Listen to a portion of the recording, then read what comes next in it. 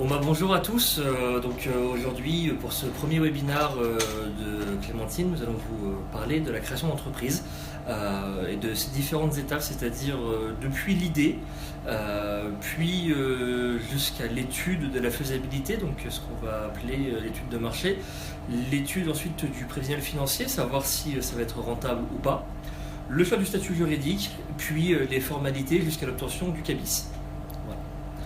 Donc, dans un premier temps, une entreprise, c'est quoi? Donc, une entreprise, c'est une entité qui a pour but de pouvoir gagner de l'argent et d'être viable à long terme. C'est la première fonction d'une entreprise. Pour cela, il faut une idée. Il faut que cette entreprise ait quelque chose à faire, à proposer, un service à rendre, une prestation à effectuer, un produit à vendre, un produit à concevoir. Ça peut être également un bien immobilier à louer, un bien immobilier à promoter. Une entreprise a des fonctions aussi larges que variées. Ça peut être également des entreprises d'investissement financier, type holding. Voilà. Donc l'idée est aussi diverse que variée. À savoir qu'aujourd'hui, en France, la plupart des entreprises sont des entreprises artisanales. C'est-à-dire que sur les 3 millions d'entreprises que comporte le pays, 2 millions d'entreprises sont des entreprises d'artisanat. C'est-à-dire plombiers, restaurateurs, coiffeurs, bouchers, charcutiers, boulangers. Ce sont des métiers essentiels à tous les jours. Donc il n'est pas nécessaire d'avoir une idée novatrice, une idée particulièrement développée pour pouvoir créer son entreprise. Souvent on entend les personnes dire j'aimerais avoir mon entreprise mais je n'ai pas la bonne idée. Souvent les entreprises sont des entreprises qui existent déjà. Il est beaucoup moins risqué de créer une entreprise sur un secteur d'activité qui est porteur et qui existe déjà que de créer une entreprise sur un secteur d'activité nouveau dont les données sont inconnues. Donc c'est de là que va naître l'étude de marché.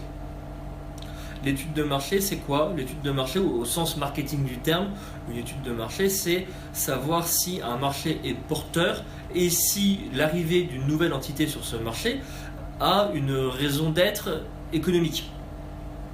Voilà. Donc la raison d'être économique, c'est est-ce que l'entreprise va fonctionner? Pour quelle raison? Comment? Et quels sont mes clients, mes chalands, mes prospects potentiels. C'est ça. Ça, on est sur un point de vue qui n'est pas comptable, qui n'est pas juridique, qui n'est pas administratif, on est sur un point de vue purement de marché. Est-ce qu'il y a une demande assez suffisante pour que mon offre trouve preneur? Tout simplement. Donc l'étude de marché, elle se fait assez facilement, c'est-à-dire je suis boulanger, je veux m'implanter à tel endroit, est-ce qu'il n'y a pas un boulanger à 20 mètres de chez moi qui a déjà tout le quartier en clientèle, ou je suis dans telle ville, je veux ouvrir un restaurant, n'y a-t-il pas déjà plusieurs restaurants qui font la même activité que moi? Voilà, ça se limite souvent à ça, à savoir que c'est quelque chose qu'on entend souvent, mais sur des projets novateurs d'entreprises telles que des startups, il est difficile, voire souvent impossible de faire une étude de marché, parce qu'il est de par nature impossible d'étudier un marché qui n'existe pas. C'est-à-dire que demain, vous lancez une entreprise totalement novatrice, vous ne pourrez pas étudier ce marché-là. Nous prenons notre exemple à nous, Clémentine. Clémentine, sur le marché de la comptabilité en ligne, quand on a lancé il y a 4 ans l'entreprise, il était de manière relativement certaine impossible de connaître le poids que le marché allait avoir, puisque le marché n'existait pas. Voilà, donc c'est la première chose à bien prendre en compte, c'est qu'une entreprise ne se doit pas forcément d'être novatrice pour fonctionner. Et ça c'est le premier point. L'étude de marché sert à déterminer la clientèle possible et le chiffre d'affaires possible sur cette clientèle. Mais une entreprise, ce n'est pas seulement du chiffre d'affaires, c'est quelque chose qu'il faut bien comprendre. Et c'est souvent le problème que rencontrent les néo-entrepreneurs, c'est de confondre chiffre d'affaires, rentabilité, bénéfice. Le chiffre d'affaires, c'est ce que l'entreprise encaisse. Mais l'entreprise a des charges, l'entreprise a des coûts pour pouvoir fonctionner, c'est-à-dire que si demain j'ouvre une entreprise de plomberie, il va falloir que j'ai une camionnette, il va falloir que j'ai du matériel, il va falloir que j'ai des outils, il va falloir que j'ai des outils du petit matériel qui va disparaître au fur et à mesure de la production, il va falloir que je prospecte, il va falloir que peut-être j'embauche quelqu'un. Voilà. Donc l'entreprise, c'est une multitude de coûts qui vont venir se déduire du chiffre d'affaires et se déduire de la rentabilité. C'est pas parce que je fais 100 000 euros de chiffre d'affaires à l'année que je pourrais me verser un salaire de 100 000 euros. Bien évidemment que non. Donc c'est là qu'intervient le prévisionnel financier. Le prévisionnel financier, c'est la première chose qu'un expert comptable va pouvoir faire pour une entreprise. Est-ce que l'entreprise va être rentable? Comment va-t-elle être rentable? Pour quelles raisons va-t-elle être rentable? C'est bien quelque chose qu'il faut garder en tête, c'est cette notion de rentabilité. Toujours gagner plus que ce qu'on dépense. Et c'est la clé de la survie d'une entreprise. Donc dans cette notion de rentabilité, l'expert comptable va devoir étudier cela. C'est-à-dire qu'il va devoir déterminer, il va aider l'entrepreneur à déterminer quels sont les coûts qui vont être les siens, quelles sont les charges qui vont être les siennes, et quelles sont les différentes choses auxquelles l'entrepreneur, qui lui est là pour apporter la partie métier, n'a pas forcément pensé à la partie financière. Je vous donne un exemple. Je souhaite créer une entreprise de prestation de services. Pour produire du service, il me faut des employés. Donc, l'expert comptable va pouvoir me calculer les charges prévisionnelles, salariales, quels sont les salaires que je vais devoir verser, quel est l'URSSAF que je vais devoir verser, quels sont mes frais annuels, quels sont mes impôts, quelles sont les choses-là, ce qui va permettre de déterminer la quantité d'argent qu'il me faut pour commencer le projet. Le rôle du prévisionnel, c'est également de pouvoir calculer sur une période de X temps, en général 3 ans, mais ça peut être plus long, ça peut être plus court, la trésorerie qu'il va y avoir, de calculer les bénéfices, de calculer les charges, les impôts. Voilà, c'est le rôle de l'expert comptable, c'est le prévisionnel financier. Et ce prévisionnel financier, quand il est réalisé par un expert comptable, il a cette crédibilité auprès d'une banque. C'est-à-dire que aujourd'hui, quand on crée une entreprise, le premier facteur de financement reste et demeure la banque. Et le fait d'avoir quelque chose de certifié par un expert est toujours une preuve de crédibilité. Ensuite, une entreprise, c'est quoi? C'est des statuts juridiques. Il faut déterminer le choix du statut. Le statut, en France, on a une quinzaine de statuts différents d'entreprises. Le premier statut, et celui qu'on exclut souvent, c'est l'entreprise individuelle. L'entreprise individuelle, c'est moi en tant que personne, je crée mon activité économique. À plus petite échelle, c'est l'auto-entrepreneur. Et par la suite, on va avoir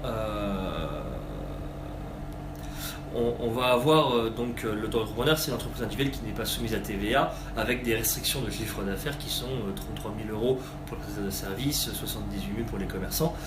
Mais l'auto-entrepreneur, par la suite, va pouvoir se développer et devenir entreprise individuelle. L'entreprise individuelle, donc c'est quand on est directement relié à son activité. Je prends par exemple, en règle générale, les médecins, les avocats, tout ce qui est profession libérale, où je suis directement relié à mon activité, donc je suis une entreprise individuelle. Je n'ai pas de statut juridique, je reste une personne lambda, je continue à être soumis à l'impôt sur le revenu, en règle générale, et j'exerce mon activité en tant que personne. Mais je peux tout de même embaucher, c'est possible. Voilà, c'est le premier statut juridique. Je reste une personne physique. Les autres statuts juridiques sont des personnes morales. Donc il y a bien connu la SARL, la SAS, la SA et leurs dérivés qui sont l'EURL, donc la SARL avec une seule personne, la SASU, la SAS, donc Société Action Simplifiée avec une seule personne, et toutes leurs dérivés. Il y a également tout ce qui sont sociétés civiles immobilières, les SCI, c'est bien connu, mais il y a également tout ce qui sont SNC, sociétés en nom commun, toutes toutes les sociétés également agricoles, qui sont les CELAR, les GAEC, où il y a une multitude de choses à faire. Les 4 principaux statuts en France sont la SARL, l'EURL, sa forme unipersonnelle, la SAS et la SASU. La société, c'est par définition une alliance de personnes qui ont, dans un but entrepreneurial, la volonté de monter une entreprise rentable.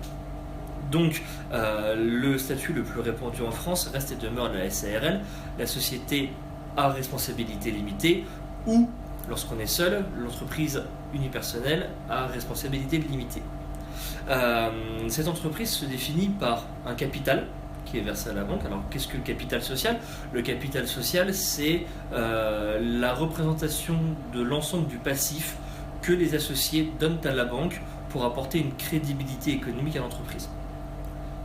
Ceci a un poids auprès des acteurs de l'économie, des clients, des fournisseurs, mais surtout également des banquiers qui vont déterminer la crédibilité d'une entreprise en fonction du capital social versé.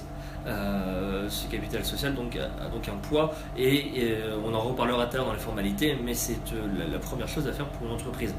Voilà. La SASU, enfin la SAS, donc Société Action Simplifiée, et SASU, Société Action Simplifiée Unipersonnelle, est la deuxième plus grande forme d'entreprise répandue en France. À savoir qu'aujourd'hui, on voit un peu plus de création de SAS que de SARL. C'est un petit peu une mode, mais globalement, la SAS et la SARL laissent les mêmes possibilités en termes de fonctionnement pour les entreprises.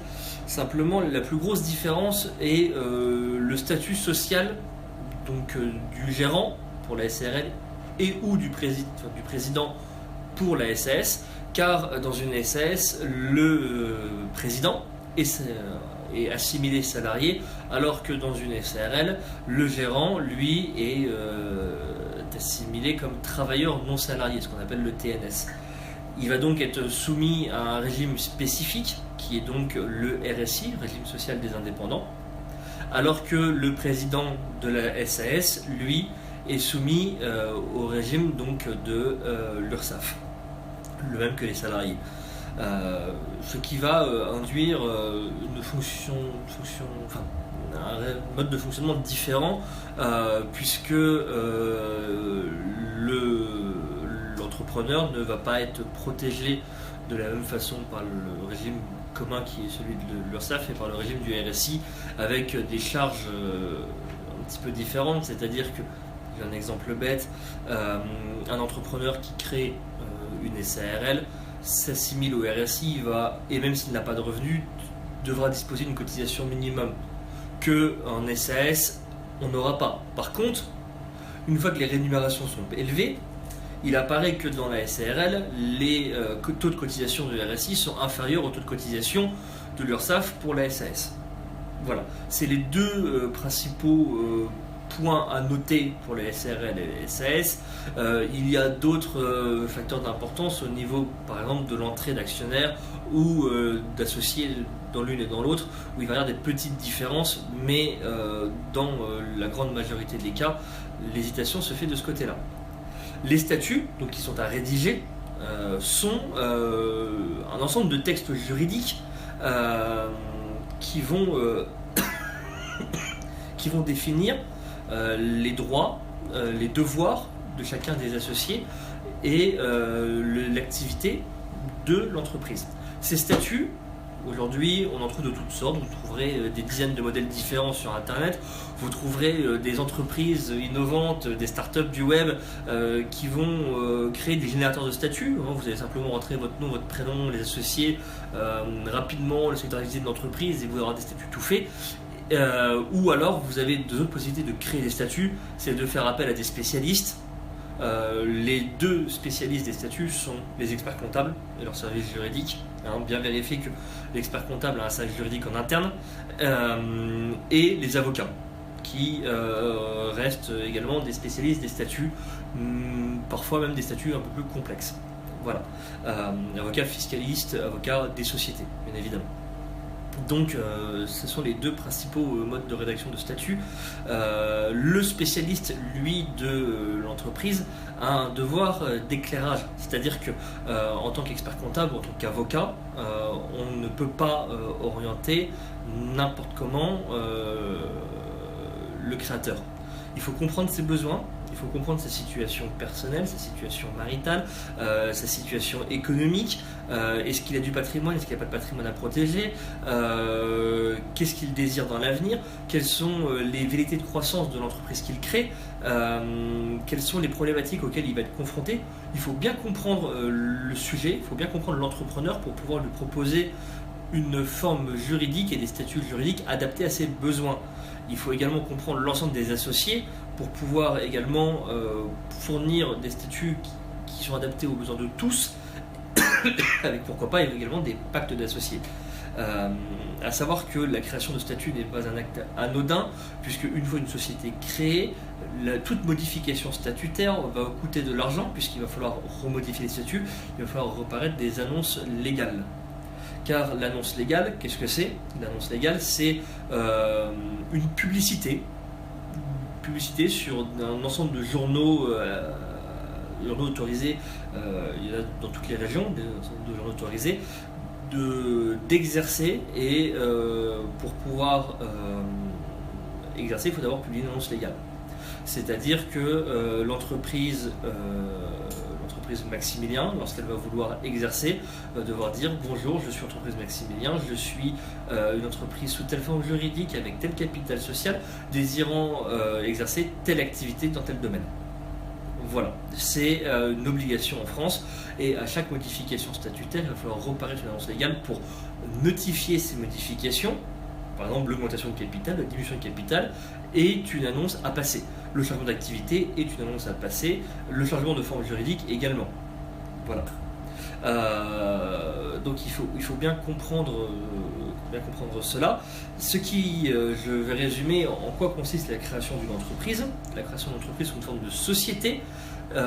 Il faut d'abord réfléchir au projet, comprendre si le projet est viable ou pas en termes de clientèle, comprendre ensuite si le projet est viable ou pas en termes de rentabilité, puis choisir le statut juridique le plus adapté en se faisant aider d'un spécialiste, puis il faut rédiger ces statuts juridiques en se faisant encore une fois aider d'un spécialiste, c'est ce que je vous conseille, même s'il est possible de le faire tout seul.